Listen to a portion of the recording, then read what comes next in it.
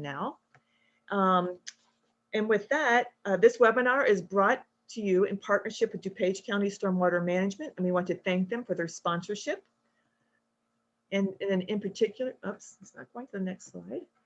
And in particular, I want to thank Mary Mitris for working with me in the coordination of these webinars.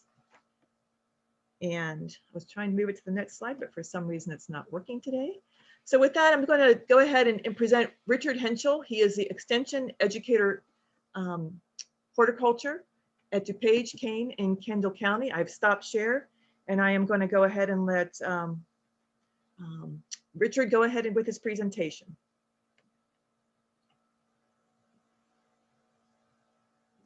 Thank you, Jan. Everyone should be seeing a title slide, Improving Soil Naturally, and 4 logos across the bottom. Jan, if you're seeing that, you can nod, and I'll go ahead and I got a tremendous thumbs up there, so we'll really proceed. As Jan mentioned, I'm with the University of Illinois Extension Service. There is a county contact in all 102 counties within Illinois. We are typically broken up into what we call ourselves units. That's anywhere from 1 to 7 counties in a unit. And my 3 counties are Kane, DuPage, Kendall, as has already been mentioned. I've been in the system for a number of years, let's say, and within horticulture, you reach out and talk to folks about a great many different things. And of course, in the recent years, this whole idea of sustainability and soil structure and soil tilth and soil productivity has been certainly been one of the big ones. I also work with folks that are trying to mow less lawn and grow more things. And that's always encouraging if you have the room and space and understand the care and culture that's necessary to get that done. So today I was asked to talk about improving soil naturally, and now I'll see if my slides progress as they should.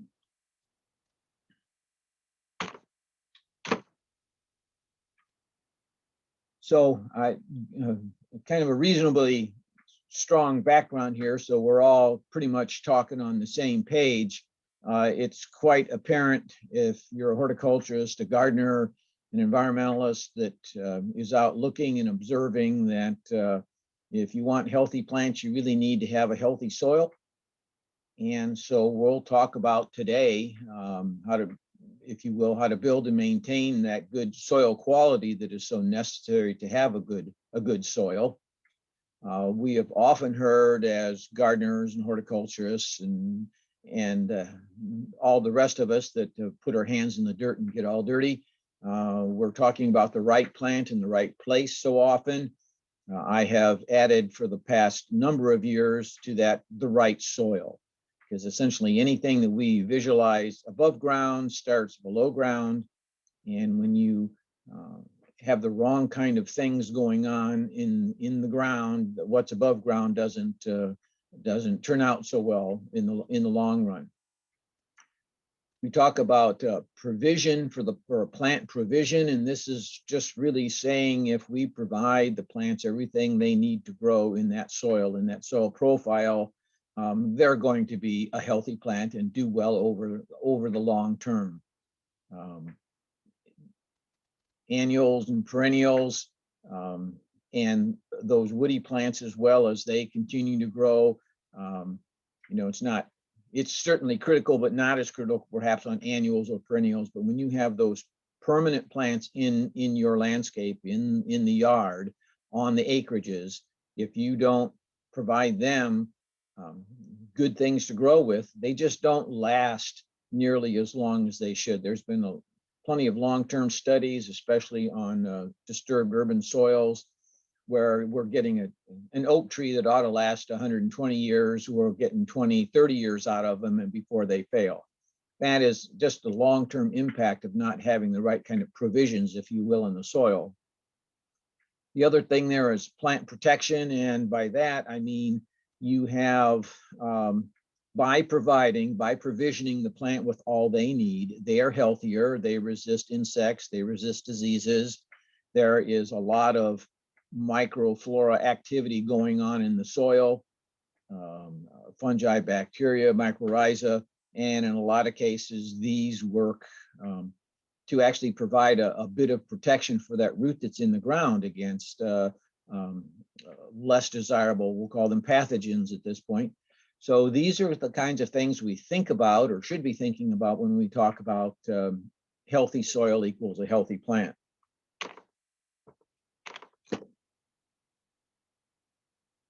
So I came up with a USDA NRCS definition, and they kind of cleverly said this is a simple way to define a soil, and that's quite the non-simple explanation for most folks, but what they talk about, the solids, liquids, and gases, these are what make up our soils, and all the other little tiny bits and pieces that go along in that living matter are the bacteria and the fungi and the mycorrhiza, and also to some extent, I'll call them supporting in the ground insect activity that helps break down things to create that organic matter that we're going to be talking about. So this all adds up to what we're considering, or what should be our definition, if you will, of trying to define soil. There's probably as many other definitions as you asked people, though. So when we look at what we're going to call our soils here, what are they made up of? Well, it's the inorganic mineral particles that exist. That might be sand in that case. We're talking about the organic matter, which is where we're going to focus a bit more today. We have the chemical elements, and that's the carbons and the nitrogens and the phosphorus and all those kinds of things. There's approximately 16 elements that plants typically use, some in large volumes like nitrogen, phosphorus, and potassium, and then all the others in lesser amounts till we get down to what would be considered the little micronutrients. And we're talking about parts per million of those in the soil. They just need to be there so the plant can acquire them when they need them. Of course, we have the liquids, and we're talking about water, perhaps water vapor in some cases. And the water vapor kind of falls into that gases bullet point. It's there, but typically when we think of gases, we're thinking about oxygen and carbon dioxide and the exchange that happens between plants in the atmosphere above ground, as well as those exchanges that occur in the soil profile. We have lots of dynamic things going on in our soil profile. As you kind of clockwise go around, of course, they do a lot of filtering for us. They're helping purify water. They are grabbing out pollutants and things out of the air and in the moisture in the soil. So they work as a filter for us. As I say, they work as traps. They have that buffering ability. They can grab a hold of and immobilize things that would otherwise either cause themselves harm or down the road cause other plants or mammals or us harm. And they certainly do a lot with trapping the pollutants that we're so aware of. One big area I think that we really should pay attention to is the idea that they act as a sponge. They soak up the rain, they decrease runoff, they recharge the groundwater, and to some extent, either to a minimal extent or to a larger extent, depending upon the soil structure and how that's working, they'll help with flooding. And I'm just thinking out loud right now, when the snows we have currently here in Illinois begin to melt, what that's going to do. So if our soils are able to absorb that moisture, that will really help out a great deal in terms of controlling local and temporary flooding. Farmers count on melting snow and spring rains to help recharge the groundwater levels, and that's because the soils can absorb and manage that water in the melting snow. The soils, as I mentioned, work towards storing and recharging that water and providing the air for the plants above and below ground. So they do a great deal of work for us. Most of it goes unappreciated. but the more we learn about soil, the more these many different facets of what happens in the soil really makes an impact on how well our plants are going to be doing. So in order to improve the soil naturally, we typically talk about organic matter. That's something that occurs naturally. That's something we can create and have ourselves. But typically organic matter is made up of decomposing vegetation, roots, tops, stems, spent flowers, those kinds of things.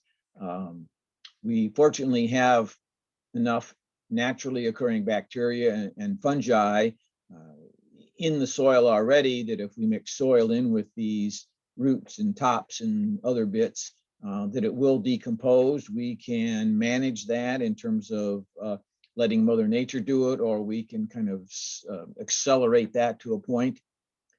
Organic matter is something that's always changing. It's always decomposing. So it's never the same. When we use, for example, peat moss, it's peat moss at that moment. But as soon as we begin to mix it in with our soil and it starts interacting with the bacteria and fungi, it begins to change its previous state. So it's always, so changing states is pretty common when we talk about composting. This is why you start out with a great big pile and end up with just a smaller amount that's very, very rich, nutrient rich, smells, has that earthy smell to it that we all enjoy. That's because it's always in a changing state. There's always going to be some level of organic matter that seems to be permanently available in the soil, anywhere from 1 to 5%, as the slide would say. And then what we do is add more of that organic matter. So we might temporarily boost the percentage of organic matter, but if we stop adding organic matter, it'll settle down to that 1 to 5% in the soil, typically over time. So that varying percent then again is just really temporary. It's what we add. It's how quickly it interacts with our soils that we incorporate it into. The other bits here that I want to, I guess, address a little bit here is how organic matter, because of the organic acids that we end up with, affects how our soils were formed, or how our soils are going to be changing because we've begun to add organic matter into our soil profiles. Typically, organic matter gives us that dark, rich color we're so used to, at least here in Illinois. We have lots of soil color variations throughout the United States, and even within Illinois, there's variances, but we really associate that darker, maybe black color with organic matter, and the darker tans and things in our soil profile as something due to the organic matter that we have put in there. I mentioned that a lot of what happens in the soil has kind of gone unnoticed for a long time. Those of us that say get to play in the dirt all the time certainly get to see that. If you've started out with a garden soil that's been more clay than anything else, and you've begun to grow plants in there, and those plants have gone through their life cycles, and even if you clean the soil off completely, the dying roots in the soil begin to change that soil profile and its structure. So it has a large impacts on the physical characteristics of our soils, the chemicals, meaning what's out there for the plants to absorb when they need it. And then the biological side are all the other critters that come along. We've got the fungi and the bacteria, but we've also got all the below ground insects and other forms of biological life, if you will, that get in the soil, and they all play a role in creating a soil that's better to grow plants in. So one of my typical things I like to share, like when I'm doing master gardener training, is we go all over the place about fertilizers, synthetic fertilizers, manures, things like that. And I just kind of want to repeat here again, organic matter is Mother Nature's slow release fertilizer. The way it works is it's available to the plants 24/7. It's available to the plants in the quantities they need it at the time they need it. And that's remarkably different than what happens if we're just solely trying to use a synthetic product to provide nutrition to our plants. So overall, it's just my view, it's a clearer path to overall fertility of our plants by having good soil health, good soil tilth. I mentioned it doesn't really matter what kind of soil you start with. Organic matter really is able to modify that over time. And I want to stress here that this also includes all those stressed urban soils that we inherit if we've bought into a subdivision, or the soils have been highly modified through construction, or that could mean in addition of water into that area, it could mean a drier soil as a result of some sort of construction or building. So organic matter is just a great amendment to use in those situations. We typically expect and get better water permeability, greater porosity in the soils when we have a fair amount of water drainage or organic matter in there for better drainage. And in the same token, organic matter can hold lots of water that we weren't counting on, and the plants get to benefit from that later while they're still providing the drainage. So you have just pretty much a win-win scenario there. As I mentioned, we get the benefit of reduced erosion and runoff.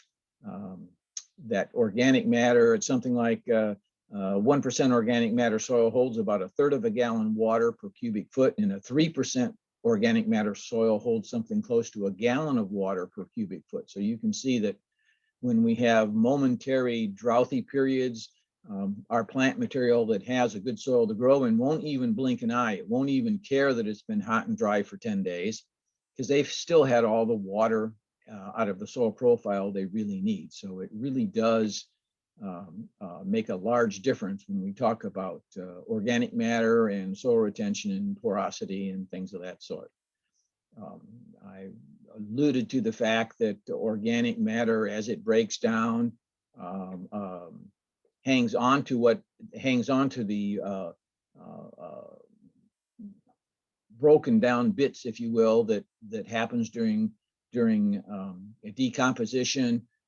It does allow for the slow release of those nutrients, as I mentioned, as the plants need them in any quantity they want.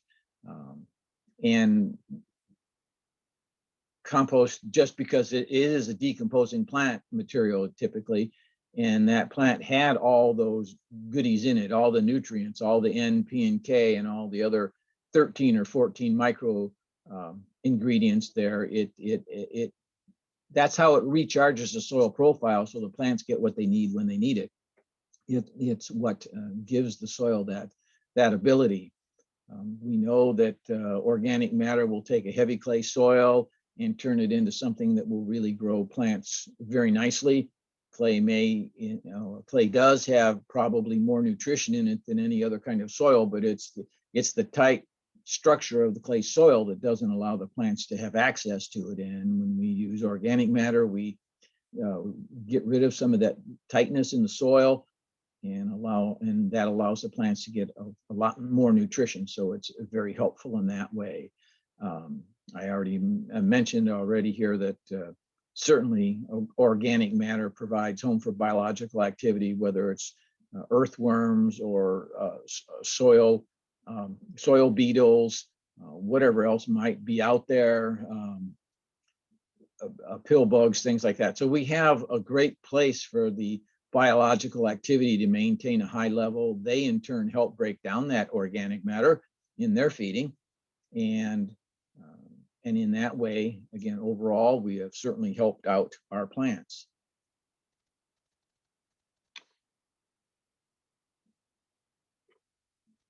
As gardeners, as growers, We do our absolute best to add in the kind of amendments, if you will, that help build that level of organic matter in the soil profile. Of course, commonly we hear about compost, whether it's store-bought or whether you're making your own, so to speak. We talk about using some of the animal manures, and I certainly have to stress here, we're talking about aged manures.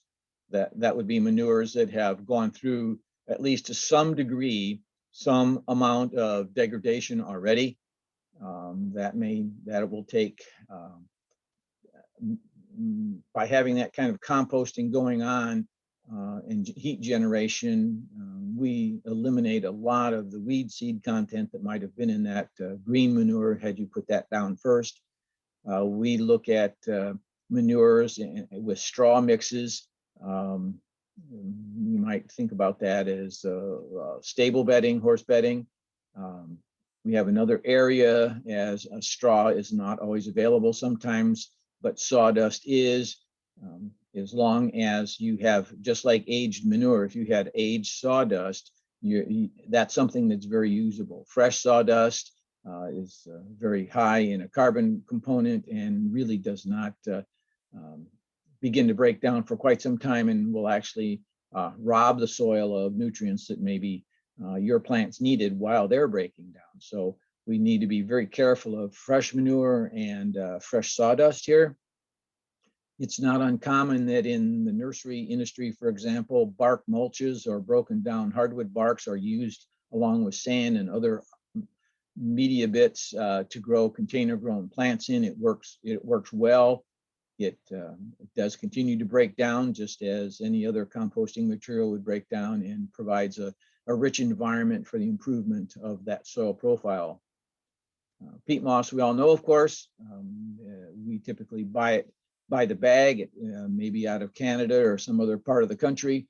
There are peat moss sources, local peat moss sources, but they're oftentimes they're not consistent in how they've decomposed or the level of nutrition that's in there, or maybe the pH of the soil of those peat mosses. So we do have local peat mosses as well, but typically we're looking for consistency, and we oftentimes buy them by the bag. Occasionally we can find them available in bulk. And for the gardener, we have bagged garden soils. A lot of times that they need additional help in that technically they're a garden soil, but because of the soil structure that you get coming out of those bags, they need some help, really need some help and some time in the soil mixed up before they become useful in terms of adding organic matter or helping the soil profile. Those that are looking at living organic matter, and that we're talking about cover crops, these are often used, and they're being used more and more now. There's lots of efforts out there to figure out how best to use or incorporate cover crops into agronomic areas where the season really isn't long enough to, say, harvest the crop and then sow a cover crop. Cover crops need to get started before harvest in many cases. For example, corn here in, say, northern Illinois.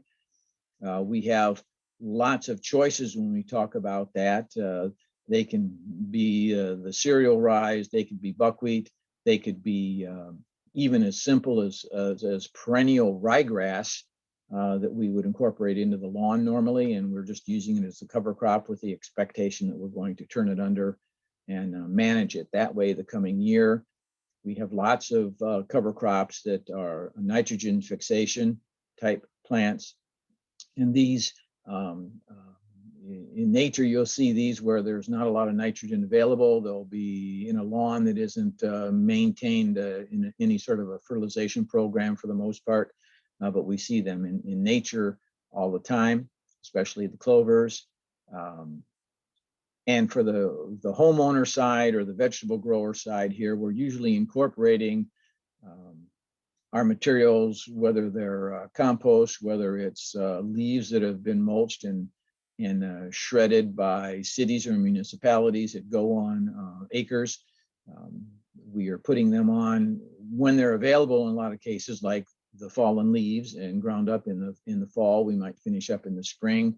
We would address in larger rotational cropping that a portion of that land has just gone into a cover crop. We know that if we can have a cover crop on there more than one season, it's more beneficial to the structure of the soil, and it repairs a lot of what I'll call the damage, I guess, of the actual growing of the crop. So the longer we can have a cover crop in place, so if you've got some rotation going on and one of those rotations is indeed just the cover crop, there's additional benefits from having that rotation then.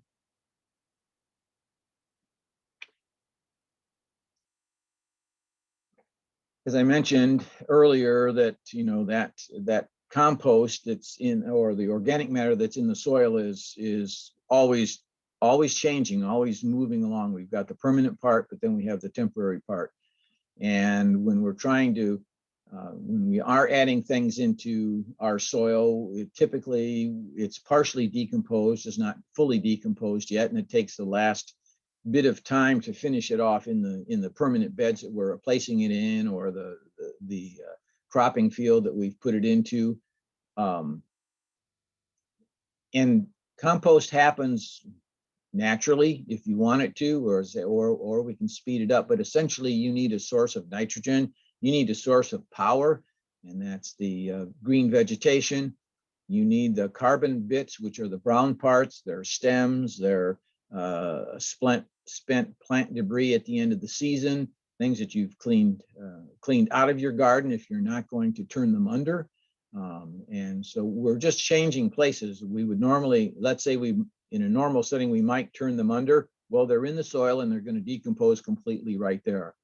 If we clean off the garden, maybe it's for sanitation purposes, maybe there's just more that we can incorporate in. That goes into the compost bin or onto the compost pile, and we start the process there, and then we return it to the permanent beds later on to finish off. Any composting is going to require moisture, and this is why so often they suggest that if you're going to put a compost bin or a compost pile in your yard, find some place that is somewhat shady so the sun doesn't dry out that pile quickly. Once the compost turn dry, all the microflora that do the degradation stop, they cease their activity, and it's delayed until moisture returns to the pile, and then it just takes that much longer for the composting process to finish off. If there's a strong component of this that I think a lot of gardeners don't do often enough, it's turning the compost pile. The composting, the degradation occurs down into the center of the pile typically, or in the center of the bin. And unless you incorporate those bits of organic matter back into the soil, back into the center of the pile, you're not taking the full benefit of the decomposition process when it's out there trying to do what you want it to do. And the other final part here is all you need to start a compost pile is some shovelfuls of soil. So whether they are scooped out of the edge of the garden, whether they're taken from a landscape bed around the home, you have to do something to get some soil incorporated into the compost bin or compost pile. Some of the easiest things to do if you're pulling weeds, for example, or pulling plants out of the garden at the end of the season, don't necessarily knock all the soil off the roots. Leave that soil on there. If it is a weed that you are adding to the compost pile, be sure it has no seeds on it, because our typical way we compost is cold composting, and that really doesn't adequately pasteurize or kill the weed seed that comes out of the compost pile. I'm sure we've all used compost and then found that errant tomato plant growing somewhere in the perennial bed or out of the annual flower bed. That's because that seed did not get controlled during the composting. So we want to avoid weed seed at all costs.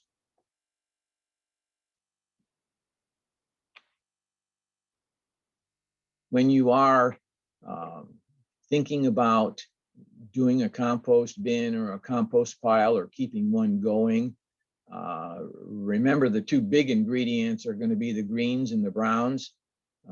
Those are essentially coming from nature. We can add the moisture, we can add the soil by the shovelful, but it's the green and brown combination that really keeps your compost pile working at efficient amount in an efficient time for you. And that ratio is about 25-1. So carbon breaks down, but it does so at the expense of needing a lot of energy. And that energy comes in the form of the microflora that do the degradation, and they use a lot of nitrogen.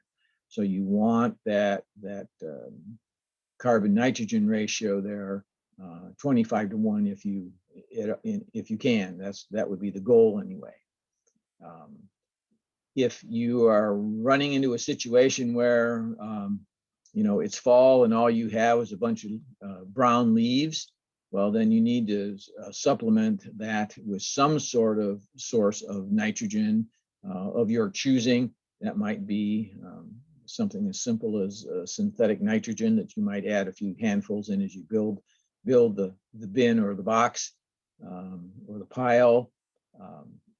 The other facet, the other thing that helps is it's so easy to go out and clean off the garden and just kind of jam and stuff the browns into the compost bin or throw them on top of the pile, and they're in a very large. They're not cut up. They're not broken down in any way. That really limits the amount of sites that the soil microflora can grab a hold of and start to decompose the material. So anytime you can break those materials down, it's as simple as maybe folding them up, busting them up, make them provide a more surface area for the microbial life to get a jump on the decomposition process, the better off you are. I have used a chipper shredder, and the ingredients coming out the other end aren't necessarily busted down into little tiny pieces. But when you look at what comes out, you can see that it's all bruised, smashed, cracked.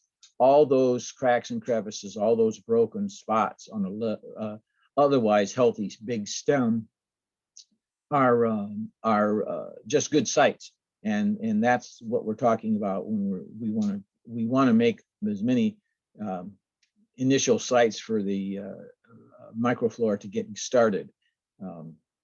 A comment here about the size of the pile, 3 by 3 by 3, that's a cubic yard. That's a doable size. It also means you need to really pay attention to it, because the smaller it is, the sooner it's impacted by droughty, dry weather. The sooner it's impacted by a change in temperatures, because there's not a large mass there, but that's certainly good enough. Larger piles, the problem with a larger amount of a compost pile or a larger bin would be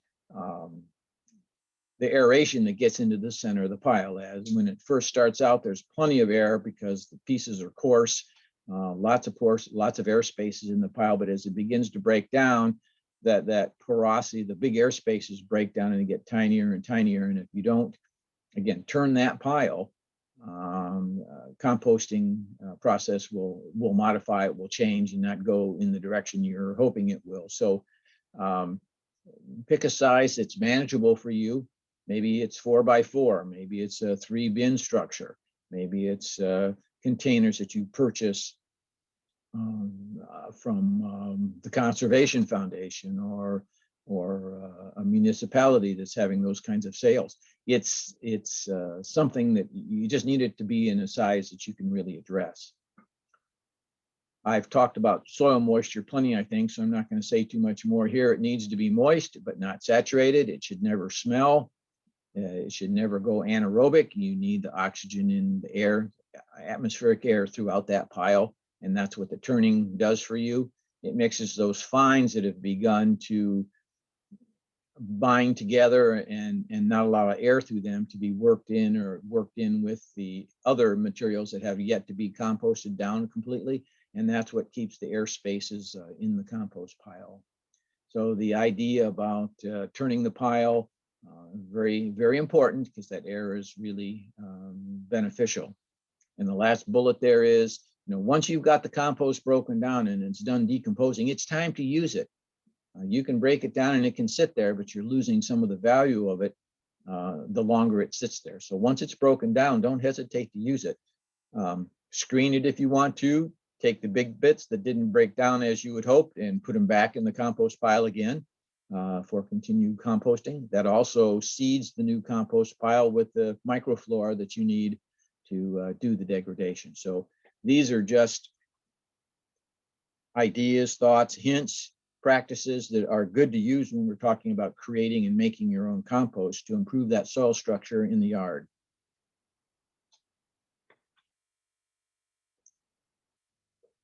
I mentioned Mycorrhiza early on. This is a very interesting group of flora, if you will. They have a very strong symbiotic relationship with the host plant, if you will. Most plants have a very specific kind of mycorrhiza that they work in tandem with, certainly in nature, and certainly in our urban gardens and in our lawns and in our vegetable beds and things like that. These mycorrhiza exist. It's because the plants are going to give the mycorrhiza something, and the mycorrhiza will give the plant something that they otherwise could not have on their own. And that makes them, that provides an opportunity for the plant to be as healthy as possible. And the plant in turn maintains a nutritional level for the mycorrhiza that allow them to exist in the soil. And so they have that great symbiotic relationship. Mycorrhiza are extremely small. If you think the hair root on a plant is small, the mycorrhiza are far smaller than that. But it's this relationship they have that makes such a great thing out there in our garden. And the more, and if you will, the more we kind of have a tendency to put organic matter out there, the more likely you're going to have not only healthy plants, but a healthy mycorrhiza population.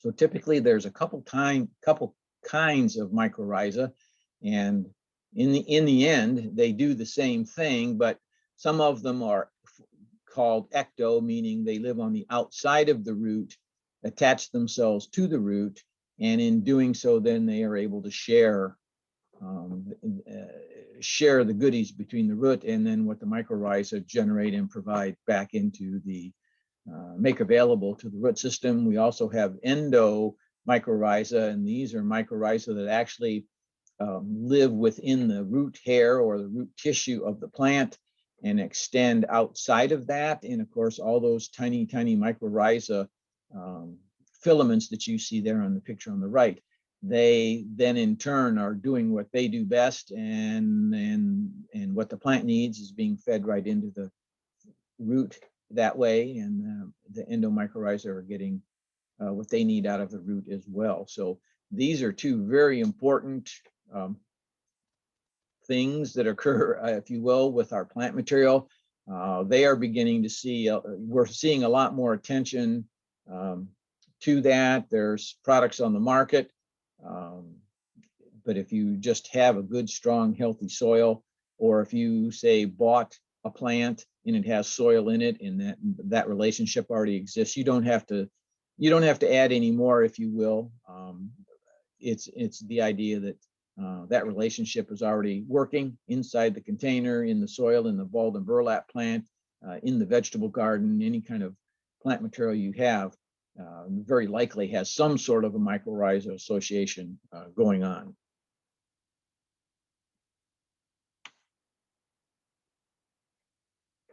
One of the features, or one of the best things that compost can do is help you maintain a favorable soil pH. And as you look there, we often read and hear and are told or taught about if you have a soil that ranges between 6.0 and 7.0, sometimes 5.5 to 7.5, just depends upon the literature, the origin of your soils per se. And this changes, maybe not so much throughout Illinois, but certainly as you move through the Midwest out to the coasts and And I know there's listeners from places far, far away today. So this pH range might be certainly different in your world than here in Illinois, but it still exists. This is just saying to you that at these pH ranges, there's different degrees of availability of these major and micronutrients to the plants. So if we get on either side of the, say, the 6 to 7 there in terms of pH, we begin to lose some of the availability. You'll see there, if you take a look at phosphorus, that is relatively unique. And then when it gets above 7.5 to about 8 point something, not quite 8.5, the availability goes down and then it returns again as the soils become more alkaline. So you can see that 6 to 7 is a pretty good starting point. This is what we should be thinking about as we take soil tests and manage our organic matter and any other amendments we'd put in. It's the idea that a pH of 6 to 6.7 is what we're really hoping for or wanting to see. Now, many of these that are in there, like the copper and zinc and the boron and manganese, while strongly available, this is kind of some of those micronutrients the plant doesn't need a lot of, but it's certainly critical when it needs it. So these are things just to keep in mind. So pH does play a strong part in nutrient availability, and compost in general are thought about or thought of something that is to always be somewhat acidic. So it's always driving the pH down below 7 typically. As an example, here in Northern Illinois, rarely to never do we need to actually add lime or a source of calcium to our soils to raise our pH. Our parent material came out of limestone parent material, and calcium has never been a question. In fact, it can drive up the pH 7.5 to 8. So we're happy that organic matter, when it's added, helps drive that pH back down between 6.5 and 7, for example. So another plus for the addition anyway of nutrient availability for our plants.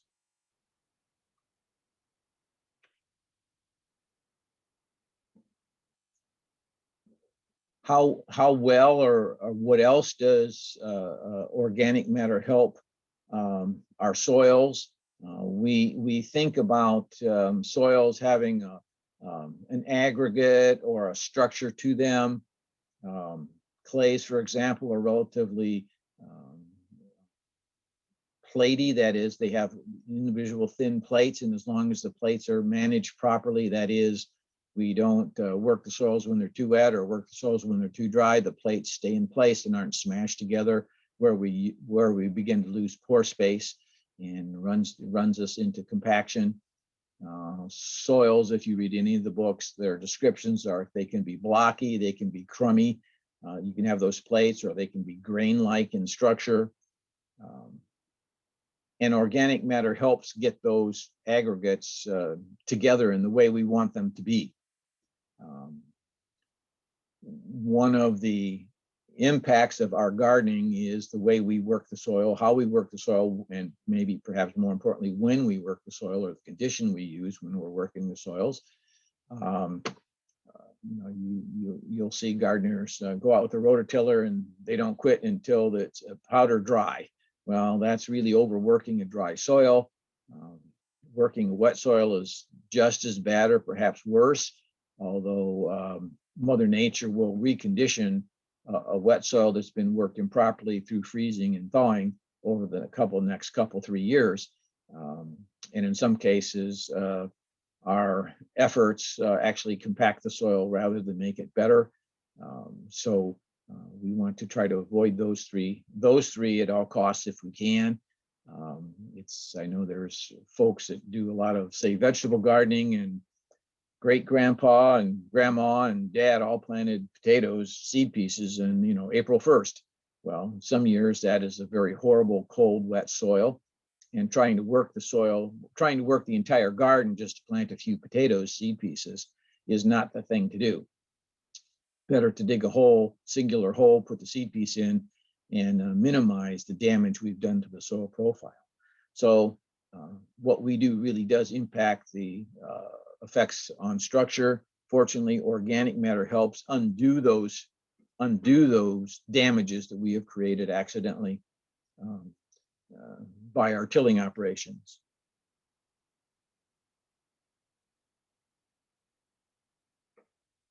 So I talked about this clay situation, and throughout Illinois, we of course have everywhere from clay to very sandy locations in Illinois, and I suspect that's the same throughout the country and in many other locations worldwide here. We want to undo, if it is compacted, we're trying to undo that. So typically there's a compacted layer somewhere that inhibits root growth, inhibits water infiltration, air movement, things of that nature. So we want to dig past that and get through that compacted layer if we can. At home, that might be at least hand digging, double digging sometimes is the phrases they use. On a larger situation, plowing or using a ripper kind of will do the same thing as long as that plow doesn't plow down to the previous plow pan and just leave it hard. We need to get past that. Some sort of a ripper is what we're talking about using. We're talking about adding in the organic matter, and we see farmers during the winter time spreading a liquid manure out onto the fields and working that in. Sometimes it's in the season where we can work it in as it's applied. At home, we're talking about hand spading, potentially rototilling if the soil conditions are right. If the soil conditions aren't quite right, you do less damage using a hand spade or a shovel than you do running a rototiller. I have already talked about the idea that just don't overwork, don't over rototill the soils. And then by doing those last three bullets there, and then limiting the walking on the beds, this all goes really towards damaging soil structure or creating compaction.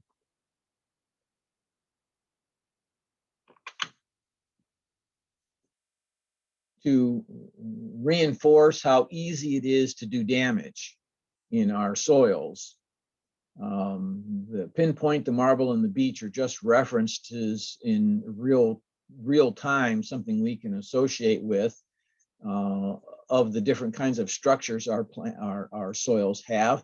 I mentioned clays have a great deal of nutrition, but because of the way they're put together, we have very little airspace there usually. They do hold moisture, high levels of moisture, and that's why clay soils dry out much more slowly than the silty clay loam or sands do. And because of the tightness of the plates as they're put together, while there's lots of food in the clay soils, the roots have a very poor time getting in between those platelets and getting the nutrition out, getting it pulled away from the clay colloid. On a silty soil, that's where we're kind of headed here. It's a medium-sized particle compared to clay. And if it's moist and not too wet, you can push it between your thumb and your fingers, and it will just you can compact it into a ball, but then it just kind of crumbles apart with your thumb when you push at it. So these are so we're kind of headed into that silty clay loam kind of a soil if we really want the better soils, I guess. And yet organic matter, by the way, improves all these different, the clays, the silts, and the last one there I want to talk about is sand. Sand is just a tiny rock. And within that, there's usually lots of airspace. It's easy for a root to grow through a sandy soil. But because it's a rock and it really doesn't have organic matter there's nothing to really hold the water. So while it's nice to grow in sandy soils, it's a very poor soil for water retention, which means your watering activity will have to be dramatically different than that of, say, clay or even silts. Now, organic matter in all of this makes a big difference in how how soon or how often you can work the soil, the amounts of air spaces and the porosity that exists. So in a clay soil, they talk about adding sand because sand is a physical character, has a physical characteristic that pushes the particles apart. But you have to use an enormous amount of sand in a variety of sand sizes to get the job done if you're talking about clay. You can actually add clay to a sandy soil and increase its nutritional value to the plant. You also should be adding organic matter to any of these. And it would, in all cases, it will improve how well your soil performs and in turn, how well your plants perform.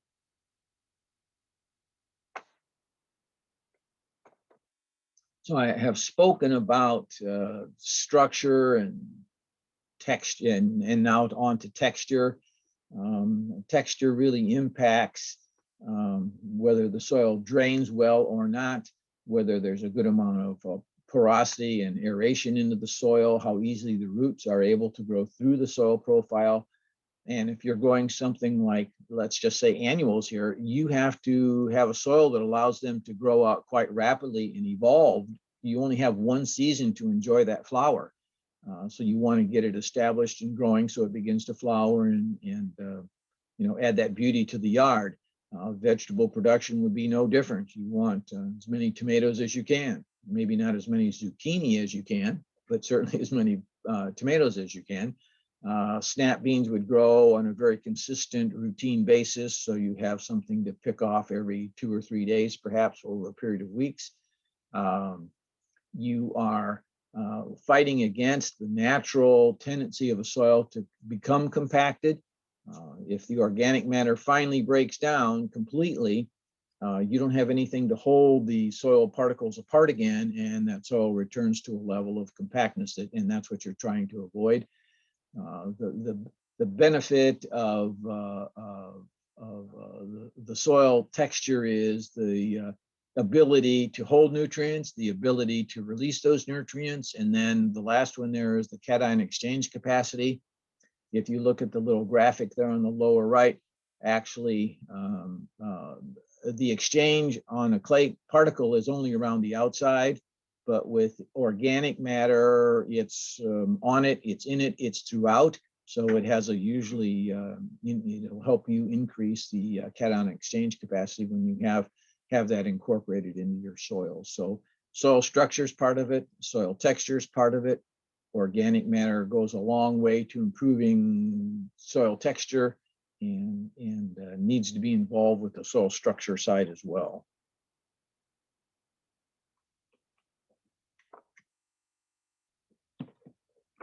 In this day and age of litigation and things of that sort here, we have tried to give credit for all the graphics and images that were throughout this PowerPoint. Much of the source, unless otherwise noted here, goes to Tony, who is now retired, and myself for a lot of the images. And I have to acknowledge the existence of all these other folks and the fact that they helped make this PowerPoint what it was today that I got to share with you. My contact information is before you. That's my email. It's my last name without the last L's, hentsche@illinois.edu. Our websites list extension units throughout the entire state of Illinois, and the programs that we offer and the kinds of research that goes on. So at this point, Jan, I'll stop right here. I can take my screen sharing away if you'd like and put yours back up, and we'll deal with questions. You know what, if you want to leave your email up or your Sure, email. I'll leave that last slide up for a while. Sure. Yeah, sure. You can leave it up in case people want to write it down while I ask the questions. And we've had quite a few questions, and thank you. That was really informative. Well, I think you answered this, but maybe they ask it before you put it up. It says, do you know any native low growing cover crops or nitrogen fixers? I don't know how low growing we're talking about. The clovers do come to mind, and they come in a variety of heights. Probably the smallest one I'm aware of is still going to be maybe 6 to 8 inches, maybe 8 to 10 inches tall. You can get some of the other clovers that are 18 to 24 inches tall. I guess I'll reinforce the idea that the longer, for nitrogen fixation to occur, you know, you have and improve the soil, you actually need to have that plant there for a while. So usually the longer those perennial type nitrogen fixating plants can be there, the better off you are in terms of really modifying nitrogen availability in the soil profile. Okay, someone put in chat that partridge pea is a good cover crop for, they thought it's a native, but so thank you for answering that. And I've had quite a few questions about peat moss. People are worried about the environmental impact. They're saying that they heard that it's been not good, real good for the environment, and it's getting depleted. And they asked if there's an alternative, and if there isn't, what, you know, if there's something you'd recommend. I'll just offer you, we ought to try growing our own. That is, make our own compost piles. I see on an annual basis, I see way too many landscape waste bags at the curb. There's really no need for that. One of the struggles is, you know, we get a lot of something. We get a lot of greens or a lot of browns, and we don't have the opportunity to get them mixed together because they come available to us at different times of the year. Yeah. So while compost bin is this nice, neat, tidy thing, you still need a spot to collect these raw materials before you can turn them into the compost bin. Once the compost bin is there, working and in place, depends upon how we manage our lawns, for example. We can have all the greens we want all year, but then you don't have the browns to go with it. If we manage our lawns differently, and only collect the greens when we need them for the compost pile, then that's a different scenario and something much more manageable. I didn't have it here today, but I have a 4-foot cyclone fence, and for about 20 feet, there's bag after bag after bag of picked up leaves. We should be doing something different. The other thing I would suggest is we all see all those, we're thrilled to see the bags go away and it be done. But what we don't do is finish off the other part of that cycle, which is go to the township recycle place or the city recycle bins and bring it back home and put it in our beds. And this is something they're thrilled. That's the arrangement. You give us your Christmas tree, you come back and get mulch later. You give us your leaves and come back and get compost later. But we routinely don't think about that or don't do that. It's just out of mind, out of sight. We're not connecting the two halves of that circle. Right. And that's something else that we can do. I try not to interject too many personal things in here, but for the first 20 years in my yard, nothing left my yard. It was only until the tree branches got so big they couldn't be composted did I start to benefit and use the recycle bags, the curb or the brush pickup. But there's an amazing amount of material that can be decomposed. That's a great suggestion. It says, how can one buy buckwheat or cereal rice seeds in small quantities for the homeowner? A lot of times you can find that at feed and grain stores, horse feed outlets, those kinds of places. Your local farm supply places would have that. And I will admit in the same breath here that how small of a quantity you can get, I don't know. Okay. It might be a 5-pound bag, and you certainly can't deal with a 50-pound bag unless you've got acres to deal with. But those are and there's always all the online horticultural supply outlets that are available.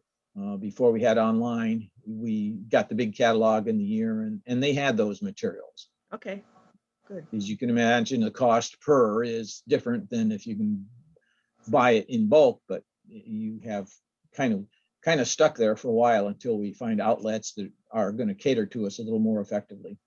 Okay. Yeah, we have same here with native plants, trying to find them in a Sure, retail store. sure. Someone says that, if they do use peat moss, how how can we make sure the peat moss they're buying is at a good pH or good quality? Is there a brand or supplier you would recommend if you're not composting, I take it? Yeah, of course, being University of Illinois and having to sit on the fence all the time, I'm not going to recommend anybody's. The commercially available peat mosses, somewhere along the line, there's that information exists. It might not be on the bag, but it might be on a data sheet that the buyer gets from the supplier. It's typically available, or the company themselves go to their website. That kind of information is usually available. You can test the pH yourself if you'd like. It's not that difficult. So we're hoping that the pH is slightly acidic to neutral and certainly not alkaline. We want to, and pretty much the materials we generate ourselves are going to be somewhat acidic. It's the materials we generate out of the compost bin or off the compost pile. It's such an array of a mix of things. It's not a pure one component like, say, peat moss is. Okay. So it's more of a, justifiably, it might be more of a concern if you're using bale after bale of peat moss than if you're using a 4 foot by 4 foot by 4 foot high compost pile every year in the vegetable garden. Okay, thank you. The next question says, I'm intrigued by cover plants, but I am always growing veggies in limited space. Does that mean taking garden space of production temporarily? Sort of confused. I guess it means should you move your garden around? Okay, I use the word rotation, and rotation can have a couple different definitions, I guess. In the bigger sense, rotation means, yes, moving your garden around. I will also have to say that there is really no point in moving a 10 by 10 garden from the west side of your yard to the east side of your yard. It's not far enough away to do really true rotation when it comes to pathology, plant diseases, or insects. They're going to find that garden even if you just moved it this year 50 feet away. It's not far enough away. The other kind of rotation is a large garden, and you do take a portion out of production and put it into a cover crop of a year. That kind of rotation is very hard to do in a small 10 by 10 or 15 by 15 garden. The best that we can kind of ask for is to maybe use a cereal rye or even a perennial ryegrass, sow it down essentially late in the fall. It's going to germinate, it's going to come up, there'll be some activity there for you, and in the springtime you turn it under as a green manure crop. Okay, good. Someone asked, what percentage of compost should we be adding to existing soil in regards to your raised beds? In a typical in-ground bed, you could easily do somewhere between 2 to 4 inches of compost and turn it under. The best way to do it, and this is all involves work, by the way, but is to roughly dig your garden bed. That's with either a flat spade or a shovel, and leave it rather rough and coarse, and then put enough compost on to make it look even. And then turn that in. Now that turning in could be by hand again, or the turning in at this point could be the rototiller. Okay. In a raised bed situation, most of those soils in a raised bed are highly modified. That is, they're really not just good old heavy garden soil that we're trying to grow in. There's a lot of organic matter there, because we have an artificially high water table if we don't, and the plants just don't do as well. Normally, if you have a raised bed and it's got sides to it, you'll notice that the soil in the bed, the media in the bed, actually goes down.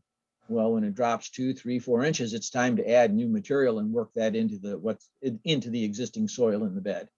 And that's kind of a decent way to maintain productivity and let's say just not overdo the organic matter. Okay. Someone, I know you said to during your presentation, you said turn your compost regularly. Someone asked, how often do you suggest turning a compost pile? If you haven't added anything to it and turned it at that point, probably once a month. Okay. Okay, that's good to know. How do you reduce weed seeds in a compost pile again? It says like your tomato plants, for example.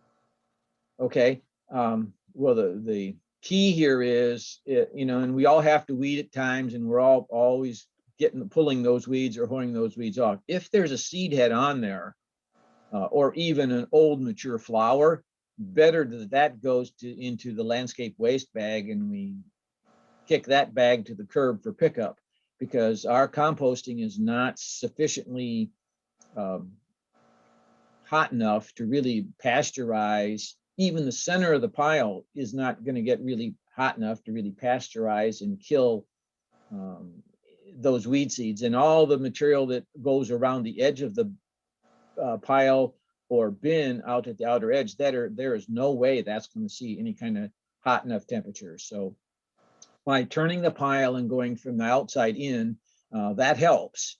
That hastens the degradation, and it also helps manage some more of those weed seeds. But very typically in the way we compost, and I'll call that a cold composting versus a hot composting, we don't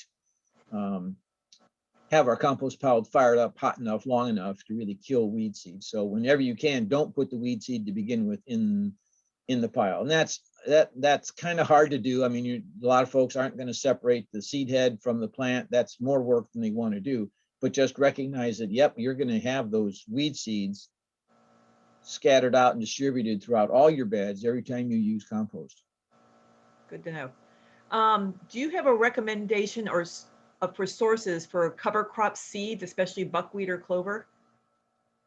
Again, I think that's a bit of a repeat, but grain and feed store is a good source to go. You can buy, buckwheat seems to be more and more available these days online and things, because it's becoming known, I guess. And buckwheat itself grows about 18 to 24 inches tall and about that wide. Very interesting plant. And if you let it there long enough, you've got yourself buckwheat pancakes. They ask, is coconut and the COIR also good for creating organic matter? Okay, it's commonly we just call it core, but it comes from the coconut fibers. Got it.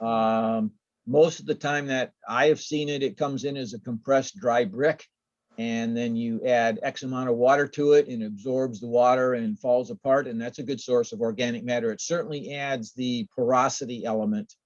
Let's say you're potting up something that you're going to grow for a while. It absolutely adds the porosity to that soil profile. Okay. Someone asked if you can amend the soil of an established lawn or garden, or can you just toss the stuff on top? Okay, garden's easy. Because typically on an annual basis, we work the soil, we prepare it for our vegetable seeds or our transplants. So amending the garden soil is easy. On lawns, and this gets back to, there's a whole trending thing out there about lawn sustainability. You're talking about using core aeration. You're talking about top dressing with either a shredded black dirt or screen black dirt or shredded compost. And you're top dressing out your lawn. And when you're done top dressing, your lawn should still look pretty much the same. It shouldn't be all black or all brown. You're not burying the lawn. You're just buffing that dirt or the composted material into the lawn surface using a leaf rake turned upside down to buff it around.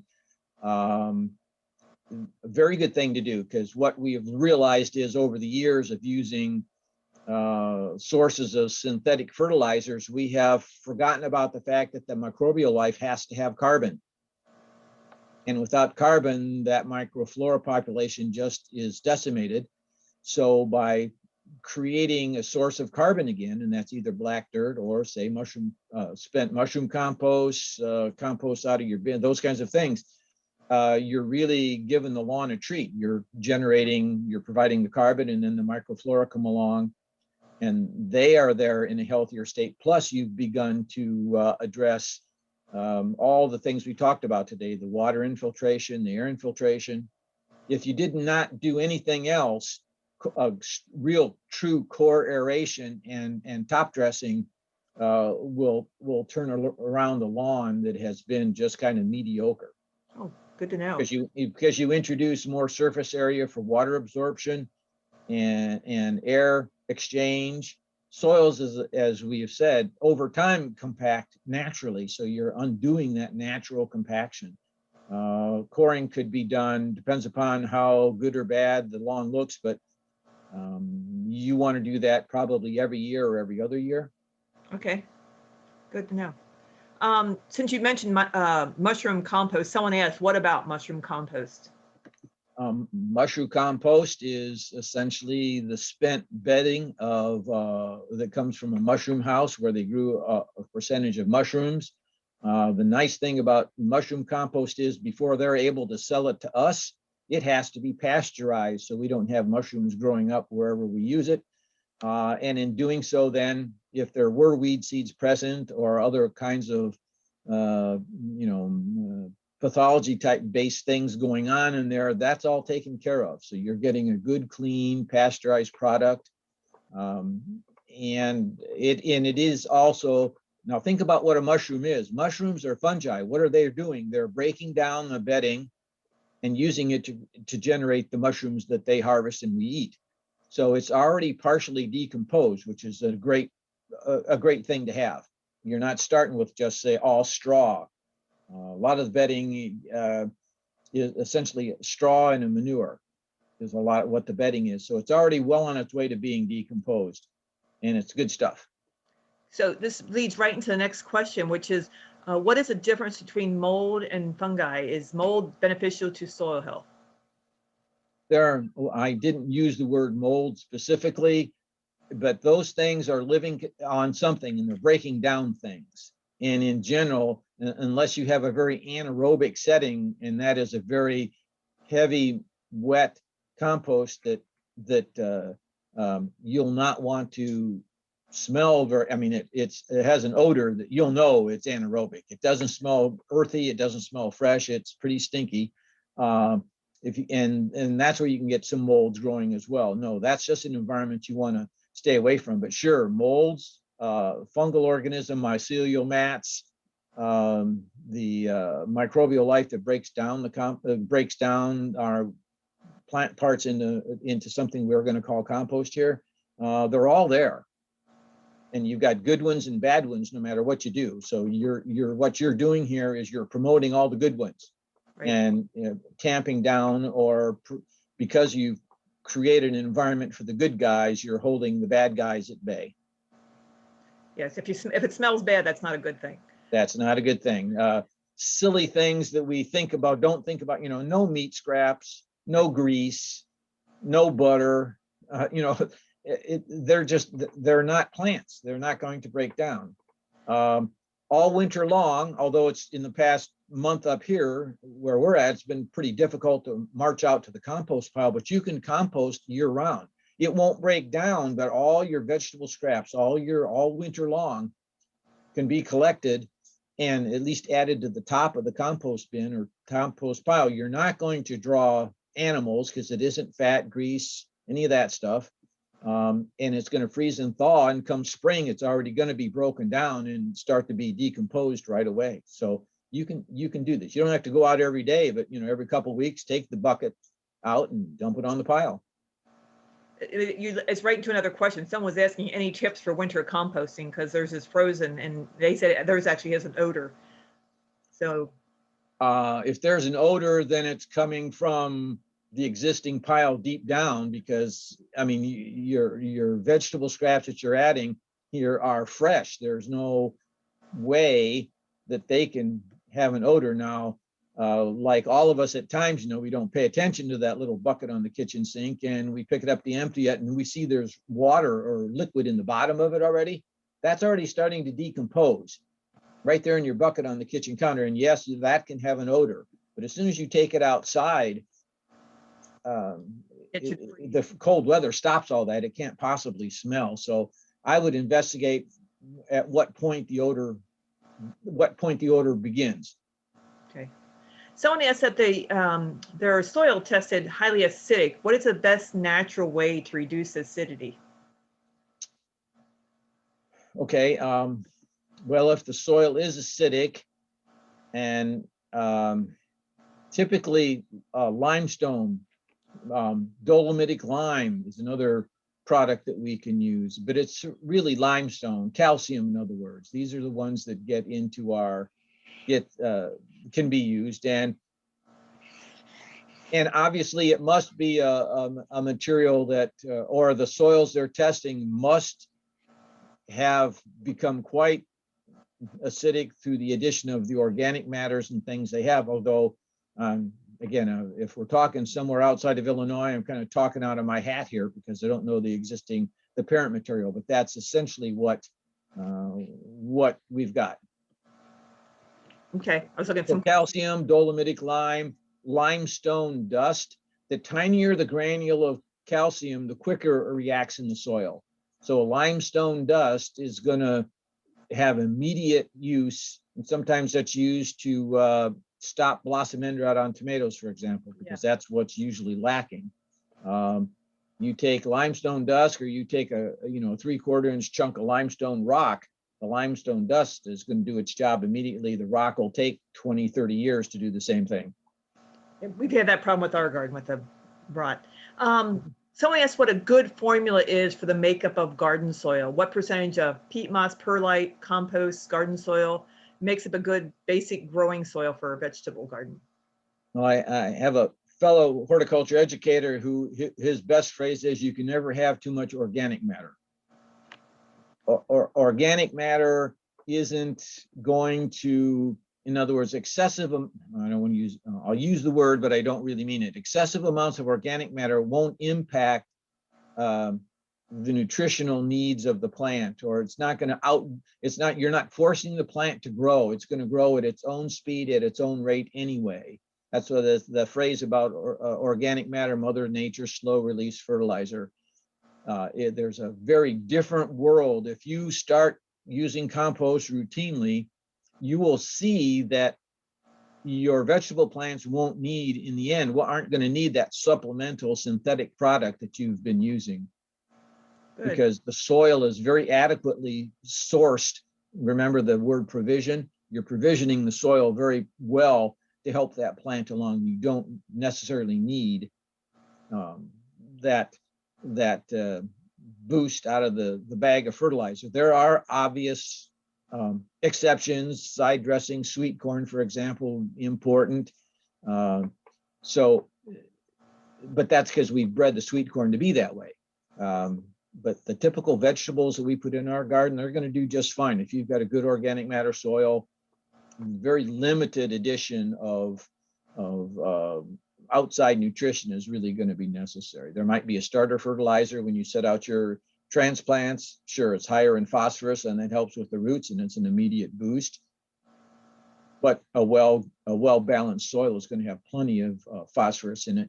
And I know I addressed part of that. I don't recall the second half of the question. They were just asking, what is a good soil blend for a garden, basically?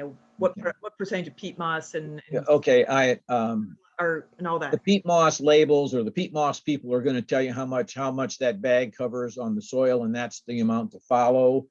Again, when I'm adding organic matter to a soil, as I mentioned, you leave it really rough and coarse, and then you put enough organic matter on to make the garden look smooth again, and then you turn it all in. I'm not going to say I have a good formula for that. I do it by appearance, and most gardeners are going to. Okay. Someone asked, and I think I know the answer, are fallen leaves a good source of nitrogen? Fallen leaves are not a good source of nitrogen. Nitrogen is the green color we're familiar with. So fallen leaves is a good source of the carbon side of things. And we need a good percentage, the carbon nitrogen ratio. We need a fair amount of that to the nitrogen side. And then it works together. The carbon side needs more microbial activity to get it broken down because of its high levels of carbon. And that's where we need enough greens to go in to allow that to happen. Otherwise, the degradation process just is extremely slow. Yeah. Someone asked about the ratio. Is a 25-to-1 ration 25 plus green matter or brown? It's carbon to nitrogen, so it's brown to greens. Okay, brown to greens. The greens also typically provide moisture because it's like grass clippings or living plant bits and pieces, and that has moisture in it. So one of the other things, and I meant to say it and I failed to so far, When you water your flower bed, when you water your vegetable garden, take the hose around the corner and check the compost bin or compost pile out. If they dry out, degradation quits. Composting just stops. So those microflora need that moisture to exist and live and be and do their job. So don't forget to water the compost pile. I know that sounds kind of odd, but that's really key. And it says, does purchase mycorrhiza actually help, or is it gimmicky? If I knew how many people are on this call that sell it, I would know how to answer that. Gimmicky. Okay. Everything you need is in the soil in your yard. You just need to get it to the compost pile. That's why leaving the roots on the plant, leaving the soil on the plants that you pull up is a source of that. As you're building the compost pile and you've just added, you know, a bushel of greens and 3 bushels of browns, well, that in itself are the right ratio, but there's nothing there to break it down. Now, if you throw in several shovelfuls of dirt and work that together, now the composting decomposition process can begin, because the flora are in that dirt. And they're asking at the beginner, are sticks compostable and are grass clippings? And the answer is yes and yes. And you've answered those already. So yeah, you know, when you dig out your compost, it's easy enough to make a kind of just a primitive screen to lay across the top of the wheelbarrow or your garden cart. What sifts through is great to use. What stays on top goes back into the compost pile to be finished. Someone asked, it says their soil was tested and the only recommendation from the lab was to add nitrogen. What is the best way to add only nitrogen to the soil? Well, that's okay. So that's the green component. One needs to recognize that nitrogen, if you will, is water soluble. The level of nitrogen they tested for was the level of nitrogen in the soil the day you took the sample. Okay. And I can guarantee you that it's changed. It may have been higher than that before you took the sample. It may be lower than that after you've taken it. You control nitrogen. So so if we're talking about, let's say, lawns, until the sustainable composting, top dressing things really kick in, that's still going to be probably some synthetic source of nitrogen. In the vegetable garden, that's where the green cover crops help. That's where the clovers help.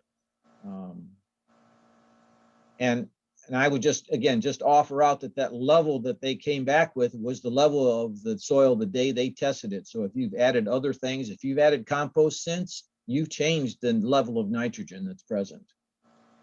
So it's harder. It's one of the elements we do get to manage easily enough because it is water soluble. Okay. One of the questions is, can you touch on soil buildup around plants, specifically trees over time and its effect on those plants? Sure. This gets us a little bit away from composting here, but happy to answer that question. We like the look of the mulches around the base of the trees, but when the mulch gets up onto the trunk of the tree, the trunks are designed to be exposed to the elements. They're designed to be exposed to the sun and the wind and not be continually moist and soggy and in the dark. That's where roots belong. So we can set up a tree to fail prematurely by continually allowing mulches to get up higher on the trunk. So a common expression is, think like a bagel. In other words, you can have 3 or 4 inches of mulch around that tree, but as it comes closer to the trunk of the tree, it should fall back down to the soil. So the bark is really never covered with the mulch material. And when it's all said and done, 2 to 3 inches of a settled mulch is about the right amount. Excessive amounts of mulch change the air ratio in the soil, and that makes it difficult for roots to exist. So you really shouldn't have too much, because you really do change the soil profile when it comes to the soil aeration. Yeah, don't want those mulch volcanoes. And we've gone way over on time. Are you still okay to keep answering questions, Richard? Sure. Okay. Absolutely. Quite a few more.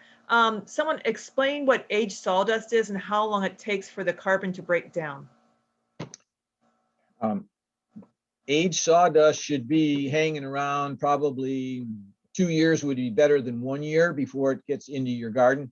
It goes back to that carbon nitrogen ratio. Sawdust is absolutely carbon. There's nothing else there. It's just carbon, and it takes such a large amount of microbial activity to break the carbon down that you can deplete the soil profile of other nutrients while they're doing that, and leaving a deficient amount of nutrition for the plants to absorb and use. So you want to get that sawdust well on its way to being decomposed already, so it's not starting from solid, pure carbon. And that brings me to a question personally, because I know I've seen people put fresh mulch that have recently cut trees on the trees and shrubs, which I tell them not to do because it doesn't do the same thing, depleting the soil.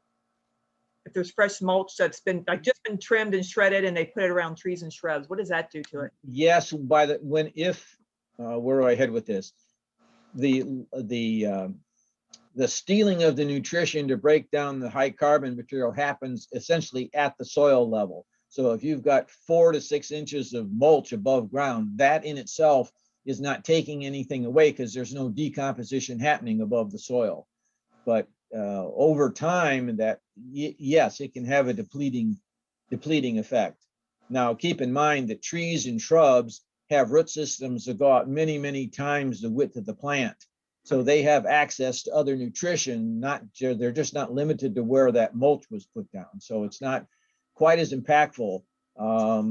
I have seen sawdust used in a vegetable garden and literally nothing grew for 2 years, not even weeds, because of this strong carbon nitrogen problem, and it removed all the availability of everything. So aged sawdust, aged materials is a good start. Okay. Someone asked, would you use powdery leaves with powdery mildew in the compost pile? Yes, it's a foliar thing, and they don't survive in the soil. They don't survive being composted. Okay. And you're always going to have powdery mildew no matter what you do, quite honestly. I mean, it's in the air, it's around, it's ubiquitous. Even if it didn't all quite get broken down, you're going to turn around and take it out and turn it in the soil. You're going to turn it under. There's just no way for powdery mildew to survive like that. Okay. Are worms helpful in conjunction with mulch? Sure. That's one of those little earth critters that I spoke to. Earthworms come up to the surface, they grab some organic matter and they carry it down the little pathway hole that they created. This leaves organic matter farther down in the soil profile to further condition the soil. So yes, earthworms are great. You're going to see them if your compost bin is one that's sitting right there on the ground. You will find earthworms up into the bottom of the compost bin easily. Good. And if your compost bin is well watered throughout the year, they will be farther up in it than that. Okay. Someone asked, would biochar be a part of permanent soil? Yes, it's become, I just think it's still kind of, at this point, kind of trendy. It's something else to consider. It's another source of growing media. It's another source of additional nutrition availability to the plant. Although it's, because if you will, it's organic here, you're not going to see a plant just jump up and boost and grow like crazy, because it's going to be taken up organically as it needs to. But yes, it's another source. You can buy it. There are recipes for quote unquote making your own or growing your own. I personally haven't really experimented with that. I'm just commenting on what I've been reading. And years back, there was some university work, and they didn't find any strong, significant difference in using biochar. Okay. But that is a study that's got some age to it. I have no idea what current efforts are suggesting. Okay. Someone said they're turning the portion of their front lawn into a pollinator garden. Now it's mostly clover and creeping Charlie. What do you recommend I do to prep the soil for the introduction of the native plants? And then the second part of the question was, they're going on vacation during the month of July when it's really warm. Is it okay if the pile is not tended for a few weeks? But I think you answered that part already by saying, as long as you turn it once a month, it's good. Yeah, But- and make sure, and so water it before you go on vacation. The Okay. person that you have come over to water your plants, make sure they understand to water the compost pile. And so the part, how do you now Okay. what you do for the native plants for the recommended? Sure, okay. That is one of those walking the tightrope kind of answers here. If they're all against synthetic products, it's going to be very difficult, because unless you can get rid of the creeping Charlie in a big way, you'll never get rid of the creeping Charlie. So typically we use a synthetic herbicide, we take care of it. And from that point forward, we might do things organically, if you will, or more naturally. But unless you get rid of the creeping Charlie, it's going to be very, very difficult. I'm not too concerned about the clover. Clover is a source of nitrogen. It's in nature. They, native plants grow together with clover. I mean, it's okay. Clover would be easier to manage in terms of, say, digging it out, if you will, than say you could with creeping Charlie. Creeping Charlie is just not an easy weed to manage in any sort of a natural way. It's just very difficult. So if they're truly organic, they have a long, tough road. That's essentially mechanical removal for weeks and weeks and weeks and weeks. Chemically, you can knock it out in a couple weeks, and then prepare the soil. If I'm preparing a bed for natives and had the opportunity to, if you will, wait, I'd prepare the soil, wait. You're going to see other weeds besides creeping Charlie reemerge. I'd mechanically deal with them again, so that when you go to plant your natives, you're pretty much planting in a stale seed bed where you're relatively free. Okay. Someone said, thank you. Someone said also use coffee grounds. I read that they're a good source of nitrogen. What about use the coffee grounds? Coffee grounds is a great amendment. I guess I can't comment on the nitrogen source. That's a granule thing. It's kind of like using sand. It's a great, just another great amendment. It can go on the compost pile. It can be thrown out on the garden and turned in. Okay.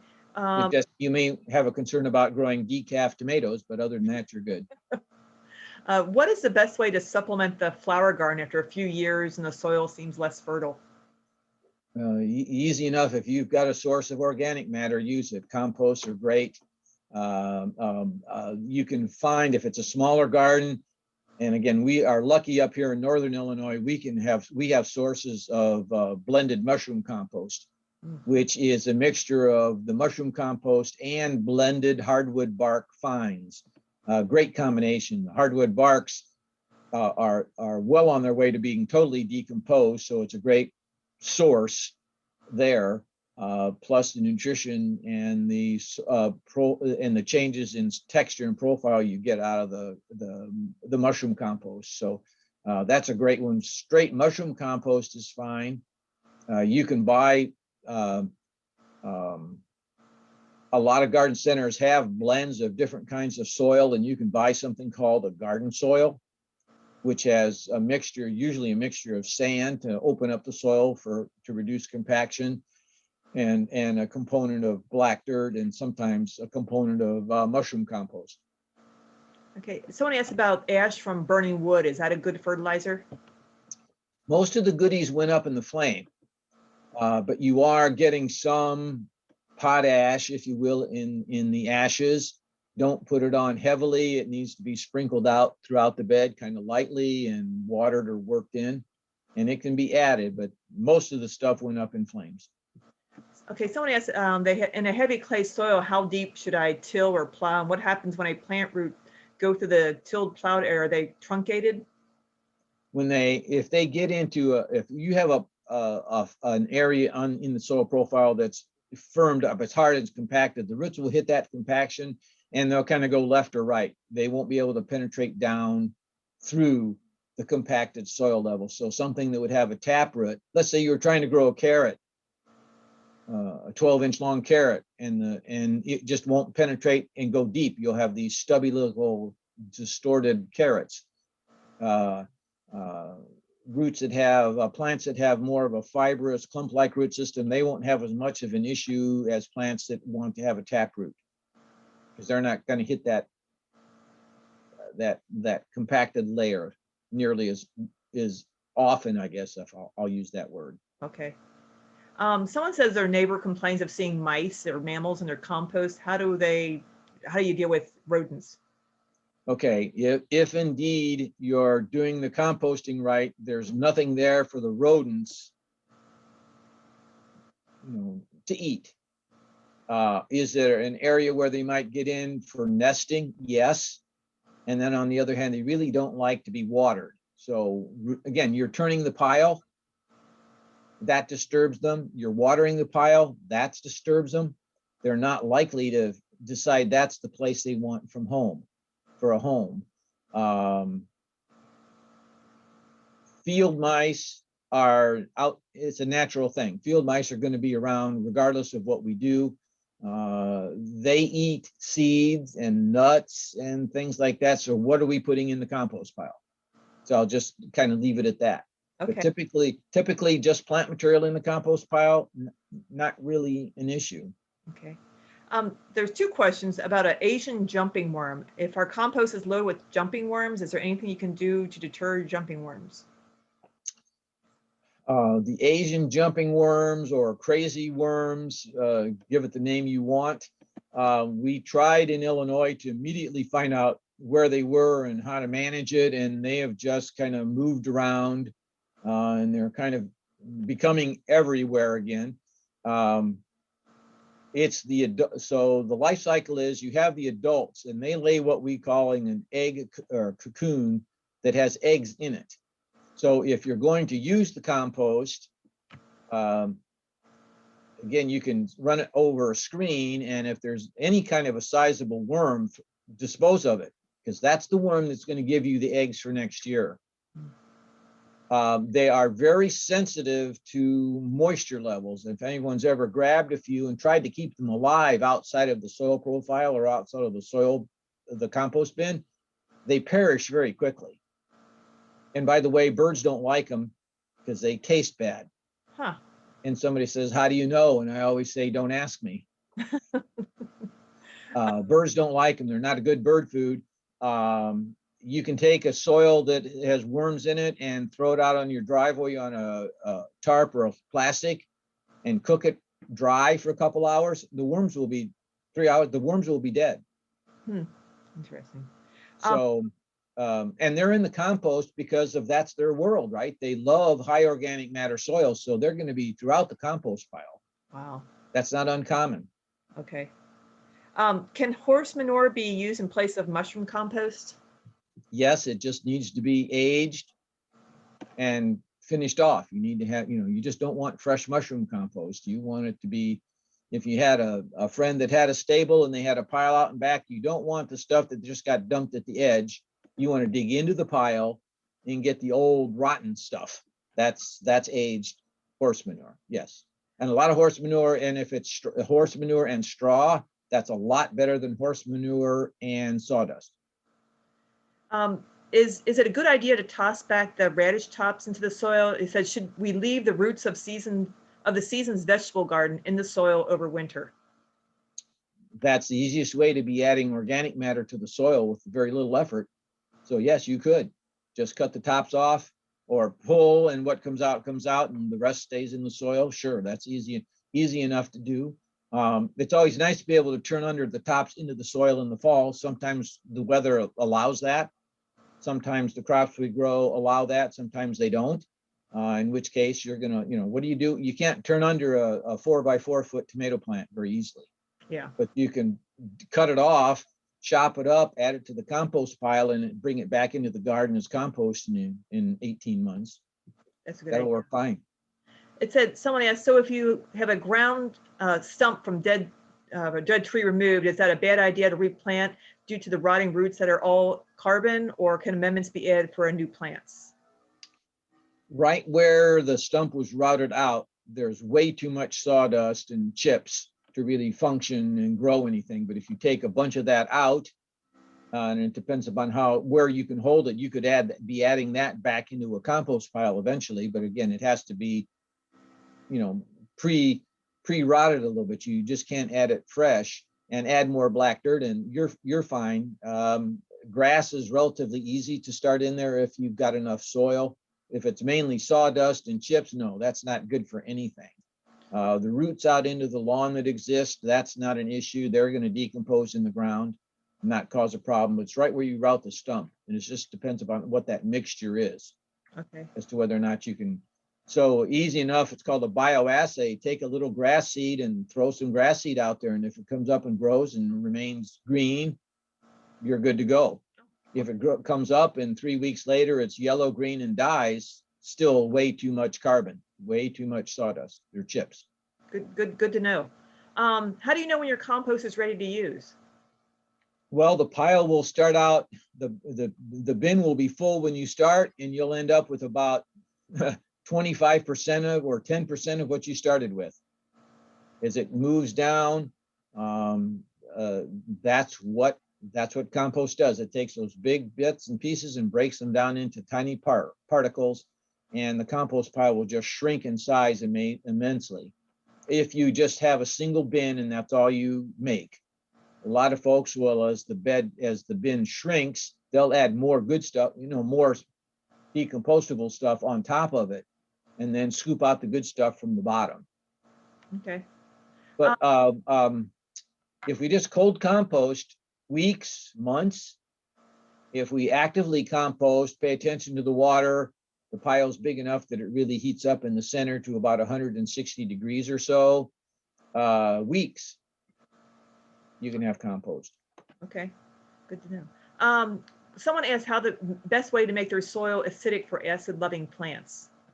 That's usually, we use elemental sulfur, which is organic, by the way, because we mine it out of the ground. That's elemental sulfur. And sulfur is acidic. And recognize that you're talking about a chemical reaction. You're taking something acidic. Think about vinegar and baking soda. The vinegar would be the sulfur, the baking soda would be your existing soil. And it's a chemical reaction. And once that chemical reaction is done, the alkaline side is going to win again. The alkalinity is in the massive amount of soil you have in your yard. You're impacting just where you put the sulfur. So you can change that pH easily enough. Then after that, let's say you're wanting to grow blueberries. You maybe initially change the soil pH with sulfur, but then every year you be sure you're mulching the bed in with organic matter, which helps maintain the acidity. Okay. And or you use acidic fertilizers like ammonium nitrate, or excuse me, it's nitrogen with sulfur. It escapes me at the moment, but the sulfur is the acidifying part. The nitrogen is the source of energy for the plants. Okay. Ammonium sulfate. Thank you for helping. Someone said they get biosolids from the city. Is that a type of compost? Yes. If it's, again, kind of a rock and a hard place here. If it's a biosolid, that's a fancy way of saying sewer waste. Right. Right. And I might have other issues with that. Yeah. Especially if I was say I wouldn't use it in a vegetable garden. I'd use it in trees and shrubs and lawns. Yeah. Not maybe the vegetable garden. But it's perfectly okay. It's broken down. It is what it says. But there may be personal opinion as to how or where you use it. We have a few more questions. It says I have more yard waste than I can compost. If I bag it up in paper bags and hide it between my evergreens and a fence, would that be okay? I assume it will compost over time. So yeah, yes, if you leave it alone, Mother Nature will eventually, there'll be water that gets into it. The microbial life will eventually get in there. If I really wanted to bag it and have it compost in the bag, I would use the same mixture I would for sure throw some soil in the bag. Because if you put in a bag of all leaves, there's nothing to break down any of the leaves. I would certainly want to throw some soil in there. Okay. Yeah, you need And that mixture. it'll be slower, of course, because all you're adding is microbial life and carbon. It takes a long time to break that down. But yes, it'll work. Just takes a while. And get this is one of those things you might need an okay from the neighbor, because if they got to look at it, True. seriously, you want to have your good neighbors. Are comfrey leaves a good source of NPK? If so, what/how is the best way to use it? Okay, what was It says I heard comfrey. What did I hear? comfrey leaves, yeah. Okay. I personally have no knowledge of that and wouldn't venture a guess. Okay. And then someone wanted to know if you're available to help them with their garden. Someone asked what about salts and mushroom compost? That's can be a concern, and that's why we want to try to get that stuff that's having already gone through some amount of degradation. It's first very obvious when you put it out there and it gets rained on a little bit. You'll see the white residue show up at the surface. Salt is sodium, something the plants need to grow with. Too much, it becomes toxic. The more you can incorporate it into the soil, I would be hesitant to maybe just use it straight up as a mulch, but I would first incorporate it into the soil profile. So that way there's a lot of soil, a lot of water, and only a little bit of salt. To use another expression, it's called solution by dilution. You are diluting, because you have a lot of soil, you're diluting the impact of the salt throughout the entire profile. Okay. Someone asked if you could address organic lawn care to appease their neighbors. Sure. You're trying to appease them, or they're trying to appease you? They're trying to appease them. Okay. The organic lawn care effort has made tremendous strides in the last 10, 15 years. We had very few products that were considered organic. They were, if I wanted to use the expression, rude and crude to begin with. They didn't spread very well. They weren't consistent. And now we have a lot more. We've learned a lot. So organic fertility can be put on as a liquid, and we're talking about using seaweed juice, and all kinds of things are available now for organic lawn care. Organic lawn care also involves that top dressing. It's just more than just a liquid organic fertilizer or a dry granular organic fertilizer. But what will really move the lawn along is changing what's in the soil, getting that microbial population built back up. This is what's really going to make it happen. Now, when you transition from a synthetic lawn program to an organic lawn program, your lawn isn't going to look like it did for about 3 years, because you are starting with nothing on the organic side and building it back up, compared to providing the synthetic nutrition, NP and K, that has instant results, instant green. Long term, the differences are you're going to have a great, good, solid looking green color. It still won't be that deep blue green color you get out of a bag of fertilizer. On the other hand, your lawn is going to go through a drought in a much better way. It'll resist insects. It'll come back from a disease outbreak much better, typically, than just a pure seasonal organic fertility program. And someone was asking, do you recommend further study sources for the soil topic health, or the soil health topic? Any recommendations for study sources?